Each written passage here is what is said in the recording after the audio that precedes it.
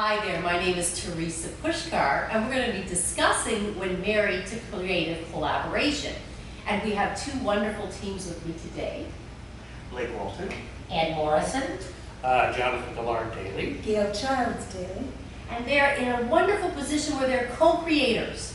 Annie and her husband, Blake Walton, are co-founders of SaraSolo Fest. Right. And then we have Jonathan, his wonderful wife, Gale, and they are both actors, directors, and they collaborate with one another. So we're going to have a little discussion today about how they get to do this and actually make it work. A lot of us have a problem enough being married, period. Never mind actually creating together, right? Right. So my first question is kind of like a what came first, the chicken or the egg? Were you first creators and then you met each other and then started collaborating together? Or did you actually first meet and then start the creative process together? Let's start with you and Annie and Blake. Oh. We met first. Met first. And actually we were married for 2 years before we actually worked on the piece, right? Yes, and it was a play I co-wrote with someone, and Annie was the Actress actress. in it. And a lot of fun. But that was it. And Well, we did produce a child. we did That collaborate on did happen about 3 years after being married, but But yeah. not until after we were divorced, really. And we had a very good divorce. We had Oh, absolutely. In fact, divorce ceremony. it was romantic. Yeah, that's We great. had a beautiful divorce ceremony out on the beach. My mother babysat Huck, and we went out and we had stones and there were shells. And we did throwing anything that we didn't want to have keeping us tied, like guilt or distrust or anything like that. We'd throw the shell out into the water. And the last shell, we decided to de-wed. So with this shell, I de-wed. And with that, we will love each other forever. And then we started really collaborating. We Yeah. did. We started acting on stage together. I didn't direct you. You didn't direct me in anything at that point. But we did a lot of plays in Sarasota separately, and then also one with our son. Right. We all three did It's a Wonderful Life at Golden Apple. Yeah, we thought it. But then we didn't really start this kind of collaboration until we started doing solo theater. Right. And I started writing a series of solo plays, which I adored, and was going to take this little Lovely Goes To Broadway up to New York to the United Solo Festival. And Blake said, I said, well, I'm going to do it since he insisted Well, that actually, I make it stage worthy. yeah, you had written I it, said, you have to direct it. and I said, this is a play. I would love to see you do it as a play. You've been doing them as living room theater with readings. Right. And so she said, if I do that, then you have to direct it. And I also that had would be another nice. play that Blake liked, so that I had written, so he did that and I directed him. Yeah. So that was really a magnificent experience. We went up to the United And they were Solo accepted Festival up there. as a team, Yeah. which was quite lovely. And we had an discovered that we incredible love doing time. that, yeah. And that's actually when SaraSolo started, Right. too. And then we because- finally wrote just recently a play together for the two of us to perform, or not, you know. So we like this collaboration. What's your story, baby? How did we get started? Well, we got started as actors, right? We were cast in a play together and met at a costume fitting. And so Together at the same time? At the same That's time. cool. Well, it was one of those things, it was just everybody was taking measurements that Okay, day. So we were in the green room and she was sitting there and I said, oh, hi, I'm John. She said, I'm Gale. And that was it. And we I guess we didn't really collaborate as much as we just acted together, right? For the first one. And how long ago was this that you met, John? 38 years ago. Oh, wow. It was a cold January in Chicago, Uh-huh. Was that 82? 82. Yeah, that's We when got married in 82 too. Yeah. Well, it seems to be the key year for Everybody's creating. We met a couple years before that. Yeah. So when did you actually start working together then? Well, as director and actor? Director and actor. Well, we were actor and actor for a long time. Long time. We played a lot of, we collaborated a lot in plays as actors, and we played Benedict and Beatrice and much ado. What else? Yeah. John Proctor and Elizabeth Proctor and the Crucible. So we were doing all these things together as actors, and we learned how to collaborate with each other in that way. That's right. But then you started directing me Right, that's right.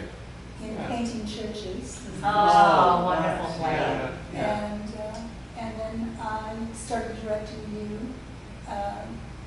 The last time was Julius Caesar. Yeah. You played Caesar.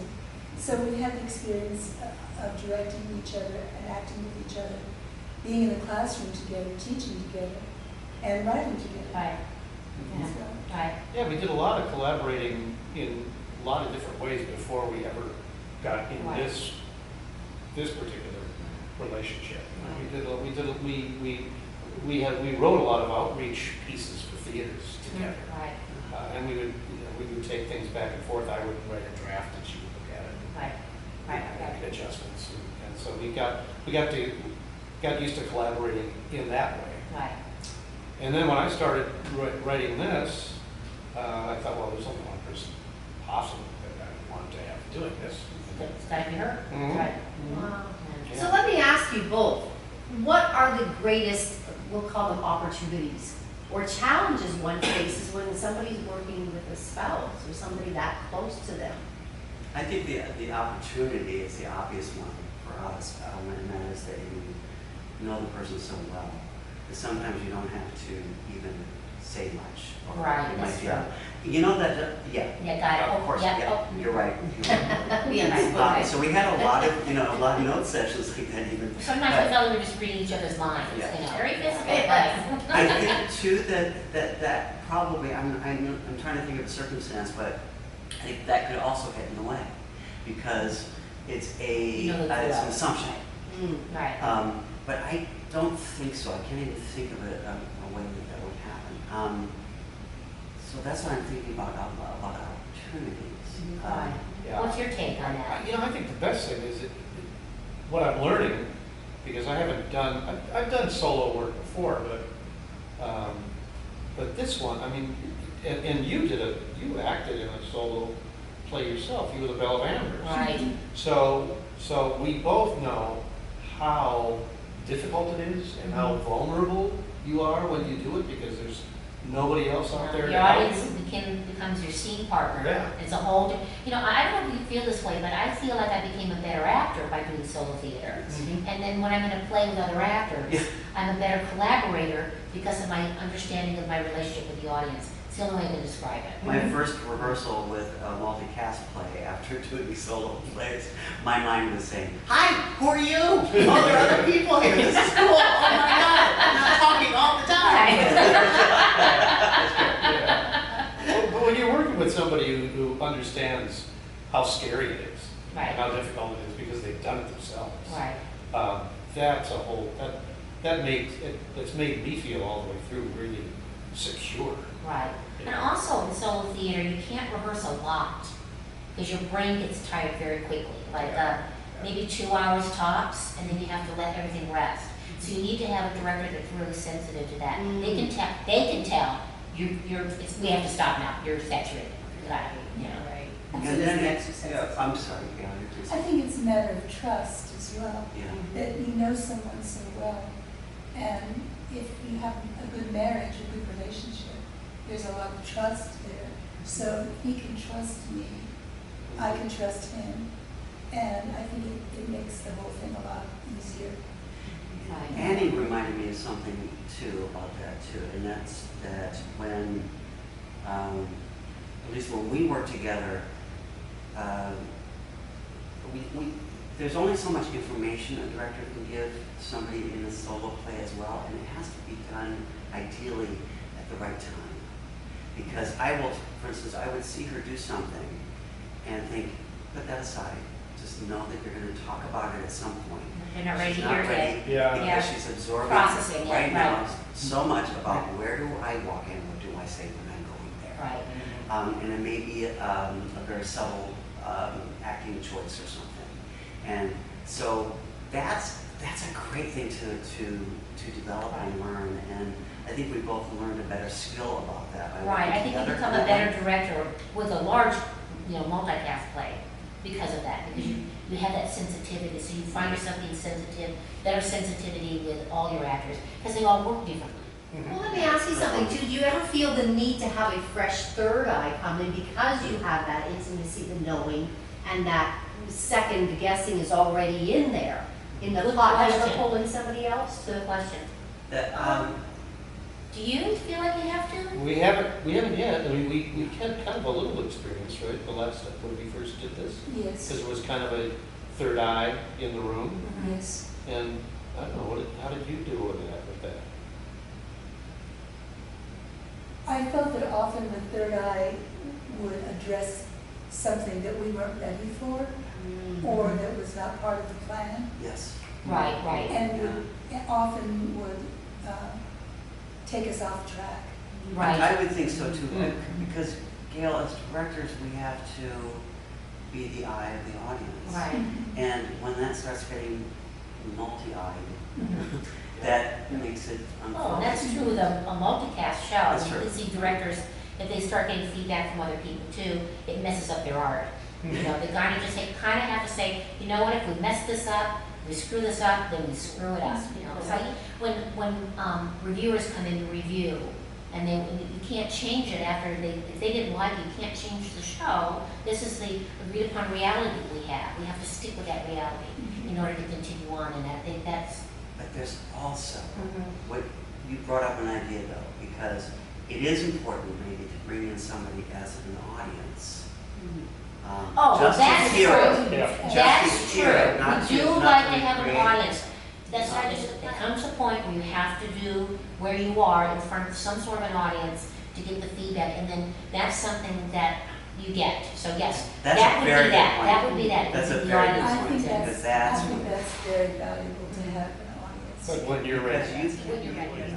So let me ask you, for those who are keen to co-collaborate, what words of advice would you have for young couples that are thinking of diving in and working together? I would say decide where you meet as you work.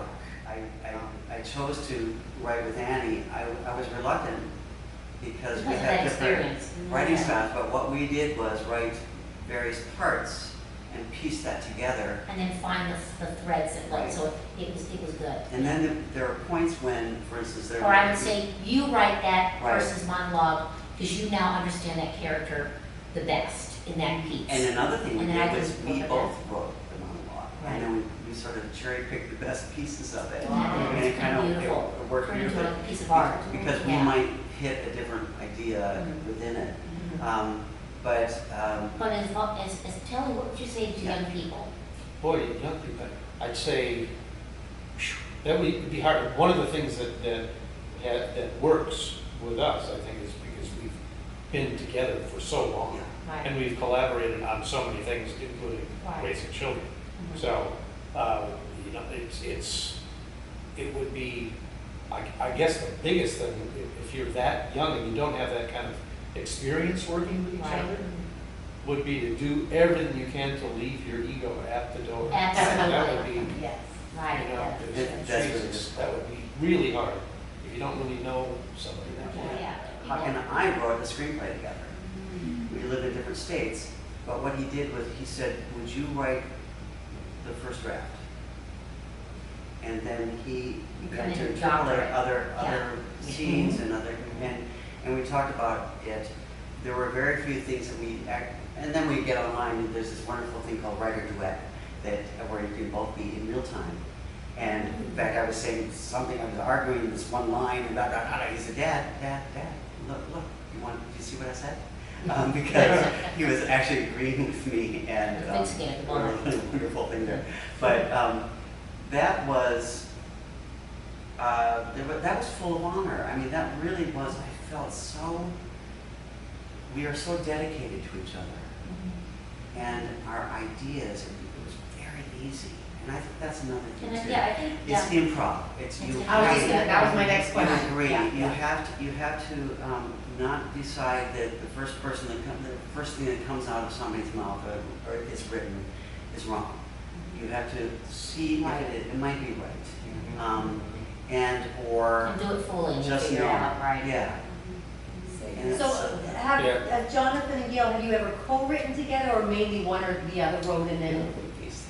How- Well, we are currently writing a musical that we've been writing for Forever, yes, a long time. yeah. And I'm writing the book and John's writing the lyrics. And we have Oh, another that's friend right. who is writing the music. Is there?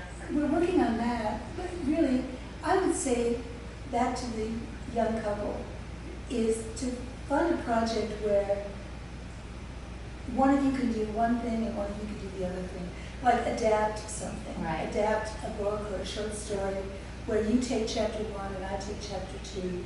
Right. And we adapt and then we compare. And then I Right. show you mine Yeah. and you show me yours. And we get it. Well, we get it together that way. I think that's a very interesting way to work. I agree. And it's a little bit more systematic, whereas, you know, it sounds to me like Blake and Annie have gotten to the point where they're able to do this Yes. kind of dance. Yeah, But for you sure. suggesting a little bit more systematic to Or- start.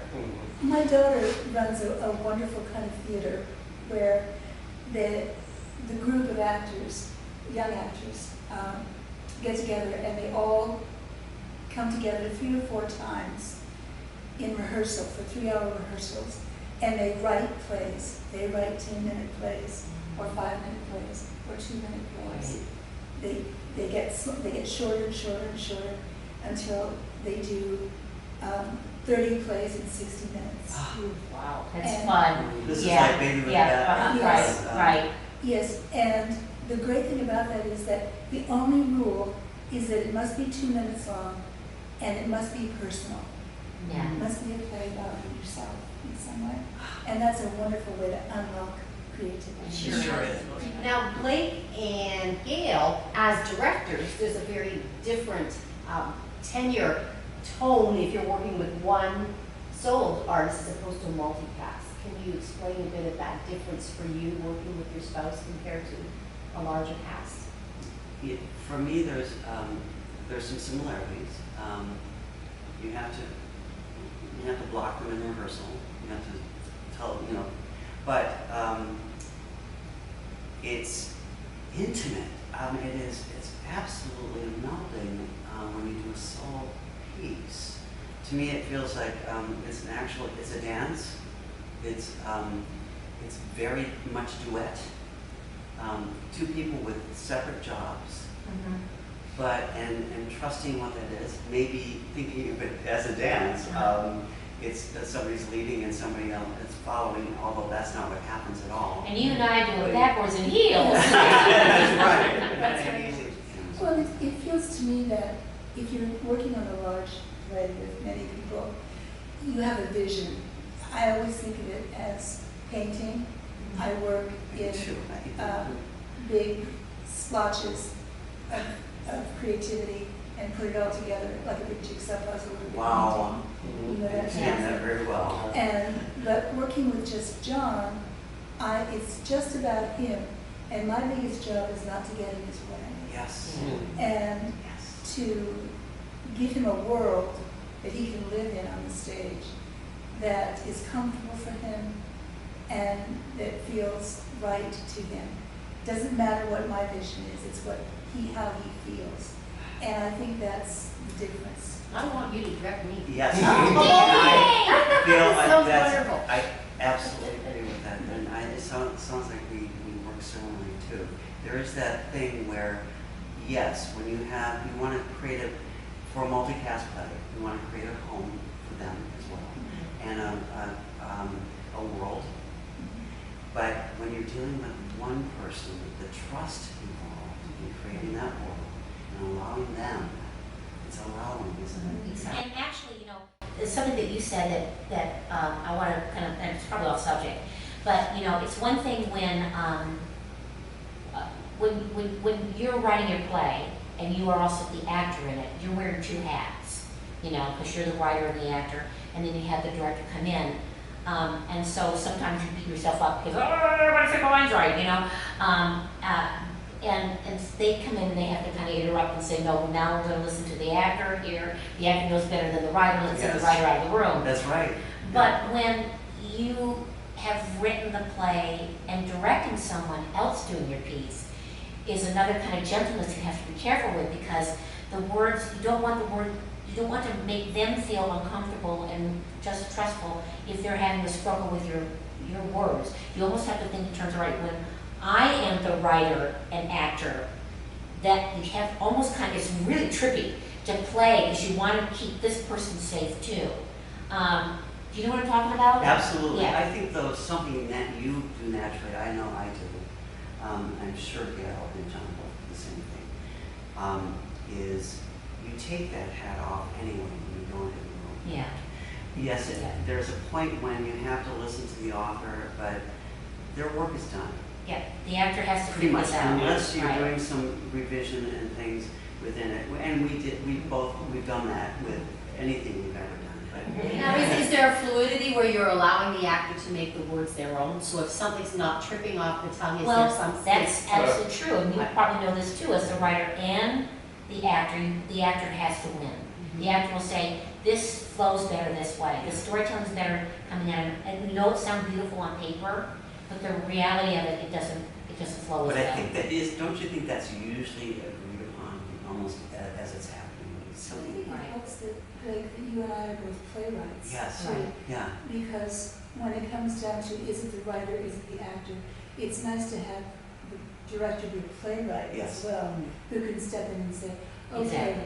dramaturgically, here's what's happening, and we can think about that, and we can do this or that or this or that. Well, and that's important too with solo work too, is one of the reasons why it's nice to have a director is that they are the That's dramaturg it. in the room, Yeah. which is helpful. Mhm. Because as you as a writer, you don't always you forget about that part.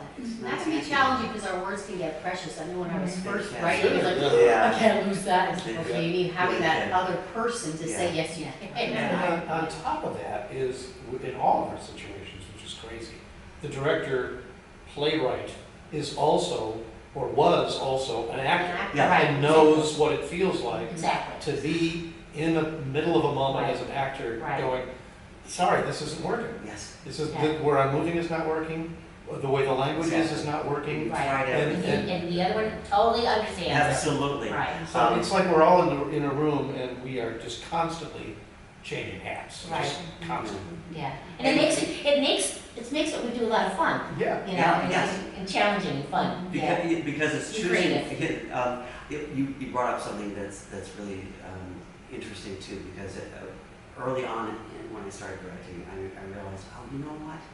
That person's having a hard time. They knew this monologue. They don't know where they are in the space.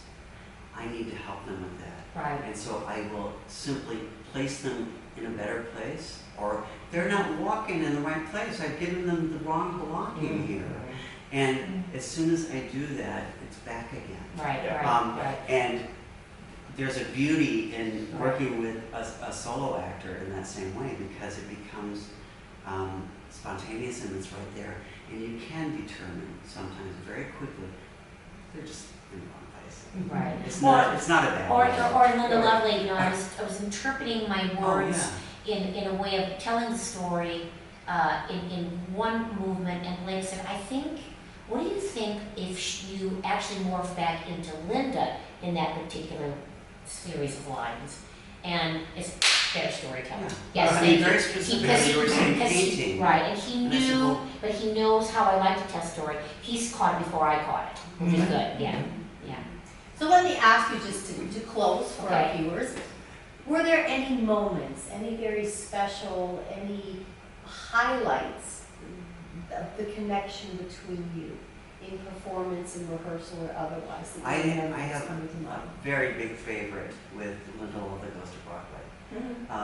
And that is when we were in rehearsal early on. And the word 14 comes up. We've all seen it. Word 14 comes up, and the narrator, we sort of ignored in rehearsal. I think because it was personified, or it was in the body of Annie. Even though, if you listen, the narrator is a separate omniscient character who becomes the other people, including Annie. But the narrator starts talking about all the different variations of 14. And it was early in rehearsal, so it became a list kind of thing. And I said, the narrator's the one who discovers. narrator's the one taking the journey. Yeah. Let's remind ourselves that the narrator is the one who grows in this entire thing. She's the one who observes this incredible family, and she gets to see from the outside everything that's going on. And I And that think that changed will everything. always It's be very my obvious. favorite moment. And Yeah, as soon great as, light as soon as bulb. we realized that, Yeah. we had it like, Yeah. Wonderful. It's good. What about Jonathan and Gale? Can you think of anything in particular that was, it's a little bit different because this is basically an adaptation. And we both have experience with adaptations. And, finding, what is it that, gee, I would love to find a room for this little poem somewhere, but I don't know where to find it. And there have been several times, especially lately, where you have made these little suggestions of, wait a minute, why don't we take this poem and just change the order. Put this one there and put this one there. And all of a sudden it makes a Yeah, Oh, right. wow. Yeah. huge difference. Yeah. That's really gratifying, and that's only because you've been with it for so long. You know the material, and you know what gets you excited. Yeah. And leads up to an aha moment. Gail, do you too, have yeah. a favorite time in the show, in the play that is your favorite? Maybe you don't even want to say that, but is there a moment that you always look forward to or Well, are endeared to? There are several Yeah. moments like that. I'm afraid to say what they are, because Yeah. John will say, oh, here comes her. Exactly. Okay. That's what I'm saying. Yeah. But there are several places that I feel, I get a little teary-eyed. Yeah. you know, just because I feel like John Mann is making a connection with Carl Sandburg. Yeah. Yeah. That moment, yeah.